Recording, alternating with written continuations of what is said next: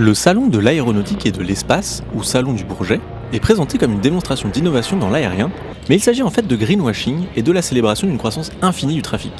Il ne vise pas le progrès, mais le profit, quel qu'en soit le prix. On insiste ainsi à une dramatique instrumentalisation de la science. Aucune des technologies mises en avant, de l'avion à hydrogène à l'amélioration de l'efficacité en passant par les carburants de substitution, aucune de ces technologies ne pourra être déployée suffisamment rapidement et de manière durable pour juguler la crise climatique. D'autre part, il est indispensable de protéger dès maintenant les populations impactées par des niveaux de bruit et de pollution alarmants. Pire, le secteur aérien prétend viser la neutralité carbone d'ici 2050, et d'ici là, continuer à émettre une quantité croissante de gaz à effet de serre. Pourtant, au regard du climat, même si la neutralité carbone était atteinte en 2050, il serait déjà trop tard. En outre, cela crée une compétition autour de la biomasse et met en péril la satisfaction de besoins essentiels comme l'alimentation humaine et le captage de CO2 atmosphérique. Bien que les solutions technologiques puissent se révéler utiles, elles ne doivent pas être utilisées comme un alibi pour remettre à plus tard les réductions d'émissions indispensables et urgentes pour atténuer la crise climatique. La seule manière de réduire les émissions du secteur aérien,